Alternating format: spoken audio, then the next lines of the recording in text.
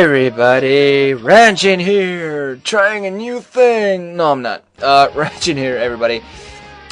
Welcome to another of my StarCraft commentaries. This is going to be set 4 of Lecaf Oz against STX Soul. Be freaking happy I'm using my 1st of January instead of vacationing and chilling out and commentating on StarCraft.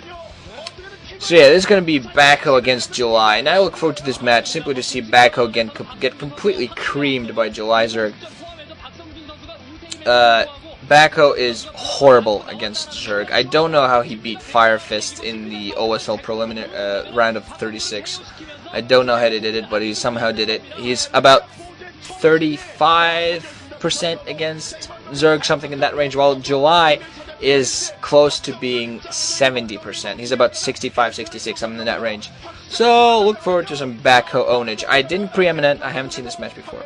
4, 3, 2, 1, go. I haven't seen this match yet, but every fiber of my being tells me BackHo's going to get owned, and I hope in a very embarrassing manner.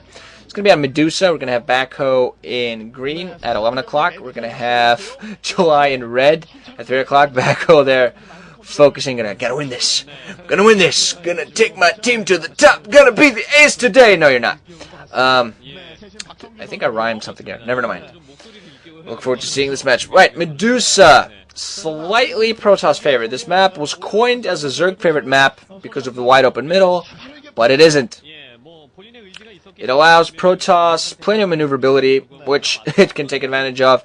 It gives it 3 early bases to mine from with that early gas there that it can take with no ramp, as well as the mineral only behind. Would have been better if it was gas only, but that works. Third gas is slightly more difficult to take for both players, obviously, and because that third gas is difficult to take and hold, is a huge disadvantage for zergs because protoss can survive longer. Those are gases. BackHo looking nervous as heck because he knows he has to take out July zerg to win this. Spawning pool already coming up for July zerg. I believe that's a 9 pool. Could have been a 12 pool, but I believe it's a 9 pool. I think it's a bit early. So yeah, July zerg, I've seen him do this quite often lately. He just goes for the safe spawning pool. He knows he's going to be a little bit behind economically, but he chooses just to go for the safe build and do what's necessary. First view though coming up. July zerg also taking down a quick extractor, so gas is going to come very, very early for him. BackHo obviously does know that at this point, and going for the standard fast expand forge now, just going to be set up. BackHo scouting. I don't know what he's going to do though. BackHo's definitely going to have to set down a couple of cannons because that 9 pool is going to be ready any minute now, and we're going to have 6 zerglings right on the way into BackHo's base. BackHo at this point though does know this, so as soon as that forge is down, we're gonna see some cannons. BackHo has to be very careful in his timing because this forge is not yet ready.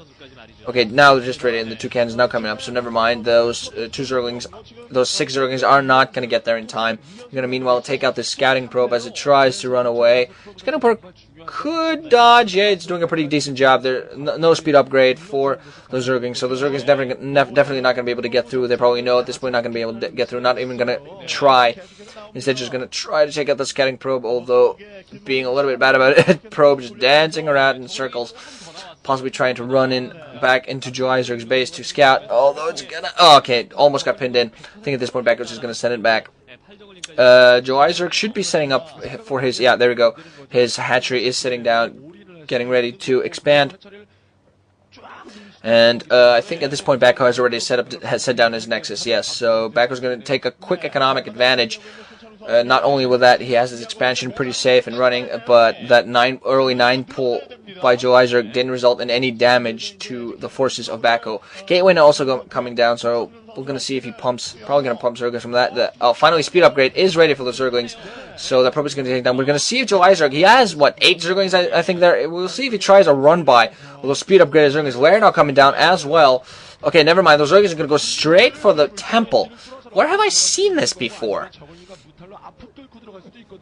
I believe I saw this Nukes commentary. Yeah, definitely. I saw this Nukes commentary where BackHo played against Fire Fist, and Fire Fist tried to do the same old, didn't quite manage it. Those Zerglings are going to just go focus on those temples and going to prevent those scouting probes as much as they can. Although I don't think they'll be able to take in all of those 10 temples down nearly fast enough. Cybernetics Core now coming up for BackHo. Yeah, apparently Joe Isaac's not going to try to push it. Taking down his Hydra's Den meanwhile. So, 2 base lurkers maybe? Oh, the cholera build. Yeah. Is that coined? Okay, I'll admit it's the cholera build once the pros call it the cholera build. Once they go cholera build, then I'll acknowledge it as a cholera build. But meanwhile, I jokingly do. Whatever. That's not a stab at cholera. I think is a great commentary. Never mind. Back to the match. What the hell am I talking about? That probe is, yeah, probably gonna spot those Zerglings. Because Zerglings gonna run off. Either try not to be spotted or anything.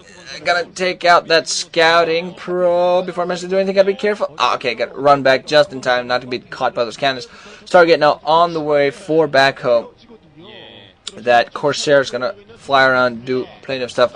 Pylon going down in the back base for BackHo's gonna be able to plop down a cannon or two way long before the Zerglings take down those temples. And of course the Zerglings, I don't believe the Zerglings can actually see that pylon and that cannon coming up right there. I think they're just blindly just trying to rush in, hoping that there's nothing waiting for them there. Cannon now going up, and as soon as that cannon comes into life, it's just going to straight on shell Zerglings.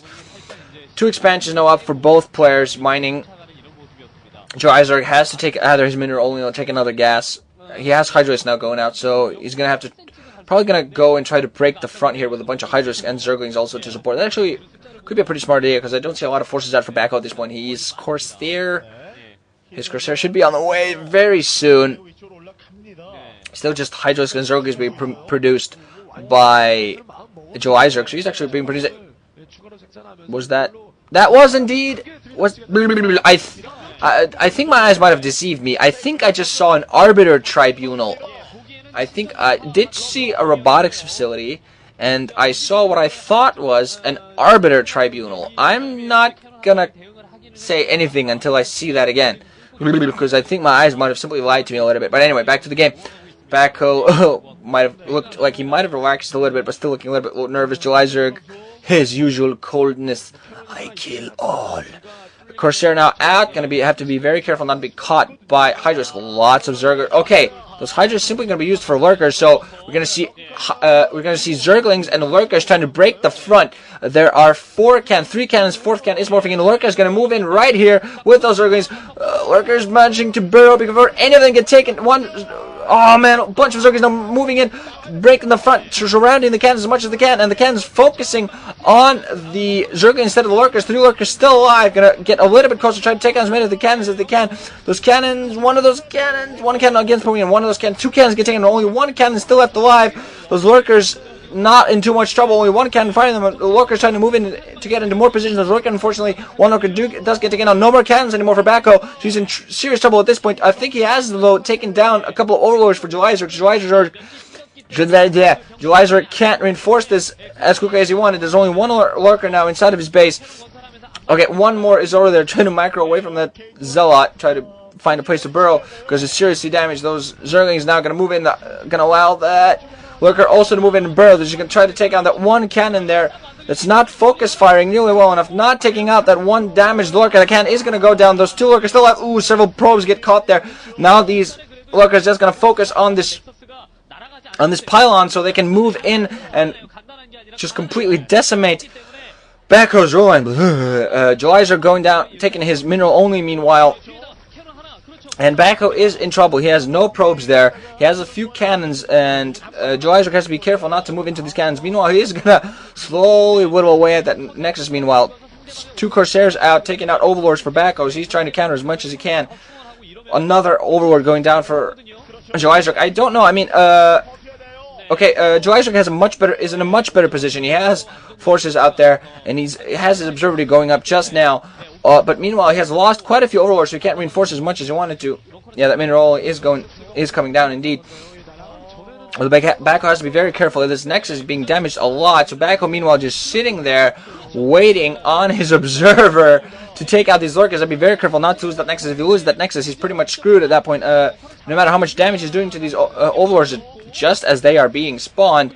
July Zerg, if that Nexus get taken down, I think July Zerg will be able to move in and just mine enough that